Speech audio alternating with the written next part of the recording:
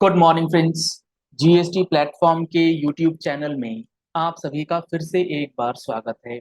जी हाँ फ्रेंड्स, अगर आप जीएसटी में रजिस्टर्ड पर्सन हैं तो आपके लिए एक और इम्पॉर्टेंट अपडेट जो जीएसटी पोर्टल में आपके लिए अब आ चुका है, जो आपको अपनी जीएसटी की रिटर्न भरते टाइम ध्यान में रखना है।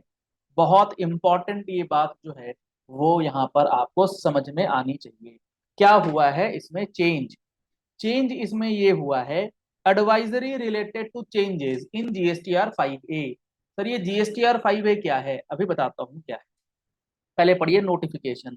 इस नोटिफिकेशन में लिखा गया, नोटिफिकेशन 51 डेटेड 29 सितंबर को आया, जिसने टेबल नंबर 5B इंसर्ट किया है जीएसटीआर 5A में 1 अक्टूबर 2023 से।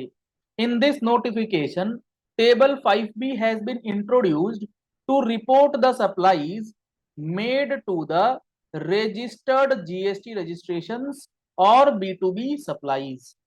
This would be implemented shortly at GSTN until such time OIDAR are advised to file the return in the existing GSTR 5A itself.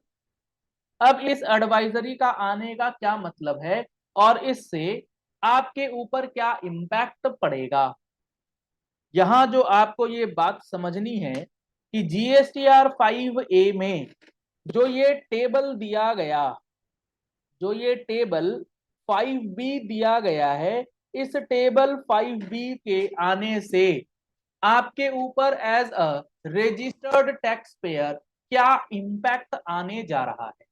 समझिएगा इस बात को, बहुत अच्छे से आपको ये बात समझ में आएगी। जीएसटीआर 5A ये भरते हैं हमारे OIDAR, जो सर्विस प्रोवाइडर्स होते हैं वो। ये क्या होते हैं? Online information database access retrieval service. ये नाम सुन के मैक्सिमम लोग ये वीडियो छोड़ के चले जाएंगे, ये हमारे काम का नहीं है। लेकिन रुक जाना आपके लिए बेहद इंपॉर्टेंट है। यहाँ पर OIDAR, जैसे फॉर एग्जांपल अगर मैं आपसे कहूं नेटफ्लिक्स, तो ये एक OIDAR की सर्विस जो है वो प्रोवाइड करता है। अब थोड़ा सा तसल्ली से सुनिएगा, पेशेंटली सुनिएगा क्या है मैटर। नेटफ्लिक्स जो कंपनी है ये बैठी है यूएसए में, इंडिया के बाहर, और आप रजिस्टर्ड पर्सन हो और आप इंडिया में बैठे हो, ठीक है। अब यहां पर आपने नेटफ्लिक्स की सर्विसेज ली और नेटफ्लिक्स की सर्विसेज लेते समय आपने रजिस्ट्रेशन के दौरान वहां अपना जीएसटी रजिस्ट्रेशन नंबर फीड कर दिया। क्लियर? आपने अपना जीएसटी रजिस्ट्रेशन नेटफ्लिक्स की सर्विसेज लेते समय, सब्सक्रिप्शन लेते समय, वहां पूछा गया do you have GST number, आपने किया यस, और आपने जीएसटी रजिस्ट्रेशन डाल दिया, क्योंकि आपकी तो आदत है जीएसटी नंबर है जहां मर्जी हो डालते रहो, आपने उसको फीड कर दिया। अब समझिएगा, जो ये नेटफ्लिक्स की सर्विसेज है जो ये यूएसए में बैठ के इंडियन पर्सन को दे रही है, तो जीएसटी किस पे लगता है? इंडियन बेस्ड टैक्सेशन सिस्टम है, इंडिया पे लगना है, इंडियन पर्सन पे लगना है। तो इसका मतलब ये हुआ कि ये जो रजिस्टर्ड पर्सन है ये यूएसए की कंपनी से सर्विसेज जो है इंडिया में ले रहा है। इसका मतलब हुआ कि ये आपके इंपोर्ट ऑफ सर्विस में आ जाएगा। ये आपका इंपोर्ट ऑफ सर्विस, अगर आप इंडिया में बैठ के बाहर के व्यक्ति से इंडिया में सर्विस लेते हो, that is import of service. और इंपोर्ट ऑफ सर्विस में आपको रिवर्स चार्ज में टैक्स का पेमेंट जो है वो करना पड़ता है। अगर आप इंपोर्ट करते हैं तो आपको रिवर्स चार्ज का पेमेंट करना होता है। क्लियर? हाँ सर क्लियर। अभी कहानी खत्म नहीं। अब इंपोर्ट ऑफ सर्विस के केस में रिवर्स चार्ज पे करना होता है, ये बात तो ठीक है, लेकिन इसका एक एक्सेप्शन दिया था गवर्नमेंट ने। इसका एक एक्सेप्शन दिया था गवर्नमेंट ने, और वो एक्सेप्शन ये था कि अगर OIDAR सप्लायर है, OIDAR सप्लायर है, हमारे एग्जांपल में नेटफ्लिक्स अगर सप्लायर है और वो किसी इंडियन पर्सन को सर्विसेज दे रहा है, इंडियन पर्सन को सर्विसेज दे रहा है, और उस इंडियन पर्सन को कहा गया था एनटीओआर। एनटीओआर को अगर सर्विसेज दिया जा रहा है इस नेटफ्लिक्स के द्वारा, तो भले ही ये इंपोर्ट ऑफ सर्विस में आएगा, लेकिन उस पे रिवर्स चार्ज जो है वो नहीं लगेगा। रिवर्स चार्ज जो है वो नहीं लगेगा। नेटफ्लिक्स को फॉरवर्ड चार्ज में जीएसटी का पेमेंट करना पड़ेगा। ये होता था पहले। अब 1 अक्टूबर से ये सिचुएशन चेंज हो गई है, क्योंकि पहले जब एनटीओआर की बात होती थी, non taxable online recipient, non taxable online recipient में जब बात होती थी, तो यहां इनका डेफिनेशन जो था उसमें कहते थे इंडिविजुअल पर्सन जो हो रहे हैं, जो ले रहे हैं, जैसे मान लो 10th क्लास का कोई बच्चा है, वो नेटफ्लिक्स की सर्विसेज ले रहा है, वो एनटीओआर है। उस 10th क्लास के बच्चे ने जो सब्सक्रिप्शन लिया नेटफ्लिक्स से, उस पे 10th क्लास के बच्चे को रजिस्ट्रेशन लेके आरसीएम नहीं पे करना, नेटफ्लिक्स पे करेगा। इसी तरीके से गवर्नमेंट एजेंसीज अगर नेटफ्लिक्स की सर्विसेज ले रही है या कोई भी और ओआईडीआर की सर्विसेज ले रही हैं, तो वो सारे के सारे एनटीओआर हुआ करते थे, और वहां एफसीएम में टैक्स इसे पे करना होता। इसी कड़ी में अगर कोई बिजनेस पर्सन है, कोई जीएसटी में रजिस्टर्ड पर्सन है, लेकिन वो नॉन बिजनेस पर्पस के लिए सर्विसेज लेता है, तो आपका रिवर्स चार्ज वाला कॉन्सेप्ट आप में नहीं लगता था, क्योंकि पहले एनटीओआर की डेफिनेशन में बिजनेस के पर्पस के लिए लिया गया होगा, तो ही आप एनटीओआर या नॉन एनटीओआर वाली बात जो होती थी उसको चेक करते थे।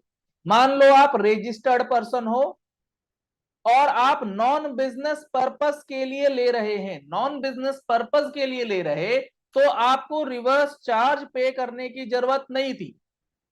अगर आप अनरजिस्टर्ड थे तब तो कोई दिक्कत था ही नहीं। अगर आप हाउस होल्ड एंटिटी है, रजिस्टर्ड पर्सन है बट नॉन बिजनेस पर्पस है, तो आपको रिवर्स चार्ज पे करने की जरूरत नहीं हुआ करती थी, क्योंकि आप एनटीओआर में आते थे। अब यहां एनटीओआर का डेफिनेशन 1 अक्टूबर से गवर्नमेंट ने बदल दिया। अब गवर्नमेंट ने सिंपल एक लाइन का डेफिनेशन दिया, झंझट खत्म करो, business purpose non business purpose, बड़ी दिक्कत आती है आइडेंटिफिकेशन में। एनटीओआर का मतलब होगा एनी पर्सन, कोई भी बंदा हो जो रजिस्टर्ड नहीं, जो अनरजिस्टर्ड पर्सन है, उसको हम मानेंगे एनटीओआर। मतलब अब आप अगर रजिस्टर्ड पर्सन हैं और आपने नेटफ्लिक्स की सर्विसेज लेते समय अपना जीएसटी नंबर वहां डाल दिया, भले ही आप बिजनेस पर्पस है नॉन बिजनेस पर्पस है, नाउ इट इज इररेलेवेंट, आपके ऊपर रिवर्स चार्ज की लाइबिलिटी आ जाएगी। नेटफ्लिक्स में पिक्चरें देख रहे होंगे आप, और आपके ऊपर रिवर्स चार्ज की लाइबिलिटी जो है वो पोर्टल कैलकुलेट कर देगा, क्योंकि एनटीओआर में रजिस्टर्ड पर्सन के अलावे बाकी जो अनरजिस्टर्ड पर्सन हैं उनको रखा गया, बाकी सबको आरसीएम के दायरे में धकेल दिया गया है अगर आप रजिस्ट्रेशन लिए हुए हैं जीएसटी के अंदर। तो ये इस बात को देखते हुए जो इस नेटफ्लिक्स की रिटर्न है, ये जो जीएसटीआर 5A है, ये बेसिकली नेटफ्लिक्स भरता है। ठीक है। अब नेटफ्लिक्स जब वो अपनी रिटर्न भरेगा, तो चूंकि ये फिरंगी कंपनीज होती हैं, इनको बहुत ज्यादा डिटेल नहीं मांगते, उन्होंने अब यहां पर इनको कह दिया है कि यहां हमने आपको एक टेबल दे दिया है, आप क्या करना, क्योंकि कोई रजिस्टर्ड पर्सन अपना जीएसटी नंबर देगा तो वो सपने में भी सोचेगा नहीं कि आरसीएम हमें पे करना है, उसे थोड़ी पता होगा ये। उसको ये चीज तब पता होगी जब उसने हमारे जीएसटी के प्रैक्टिकल फुल कोर्स को पूरे अच्छे से सुन रखा हो, जिसके अंदर हम लोग 180 घंटे लगा करके, 180 घंटे की ये क्लास लगा करके आपको एक एक चीज, चाहे वो एक्सपोर्ट प्रोसीजर्स हो, रिफंड प्रोसीजर्स हो, रजिस्ट्रेशन प्रोसीजर्स हो, रिटर्न फाइलिंग हो, अपील फाइलिंग हो, आपका ई वे बिल का हो, आपका जो है 99C का फाइलिंग हो, complete coverage of GST provide करते हैं। अगर आपने ले रखा है तो ही आपको ये बात समझ में आएगी कि रजिस्टर्ड पर्सन को अब रिवर्स चार्ज जो है वो भरना होगा, और इस रिटर्न के अंदर जो चेंज हुआ है उसके आपके साथ क्या इंपैक्ट आएगा अभी बताऊंगा। थोड़ा सा एडवर्टीजमेंट कर लूं कि आपने कोर्स अगर नहीं लिया है तो इन नंबर्स पे कॉल करके, व्हाट्सएप करके आप कोर्सेज की इंफॉर्मेशन ले सकते हैं। इसमें कंप्लीट जानकारी आपको मिलने जा रही है और कहीं इधर उधर भटकने की जरूरत आपको नहीं पड़ेगी इस कोर्स को करने के बाद। तो नंबर स्क्रीन पे दिए गए हैं, लिंक आपको वीडियो के डिस्क्रिप्शन बॉक्स में दिए गए हैं, आप उसमें भी कॉल करके, व्हाट्सएप करके डाउनलोड कर सकते हैं हमारा मोबाइल एप्लीकेशन, और सारी चीजें आपको वहां पर अवेलेबल कराई। अब यहां पर जो ये चेंज हुआ, इस चेंज के होने से क्या फर्क पड़ जाएगा? इस चेंज के होने से जीएसटीआर 5A में जैसे ही नेटफ्लिक्स वाला टेबल 5E देखेगा, उसमें इन्होंने कह रखा है रजिस्टर्ड पर्सन है तो आप उसका जीएसटी नंबर डालो और आप उसकी टैक्सेबल वैल्यू डालो बस।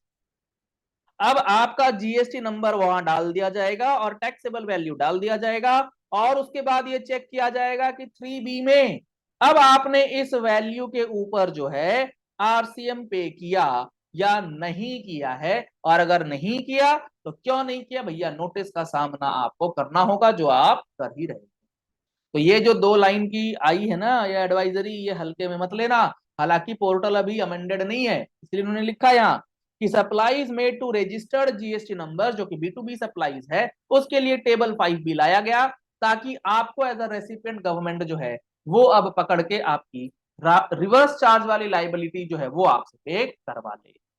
आशा करते हैं अब आपको ये बात समझ में आ गई होगी। अगर आपको अभी भी कोई क्वेरी है तो आप नीचे कमेंट बॉक्स में अपनी क्वेरीज लिख सकते हैं।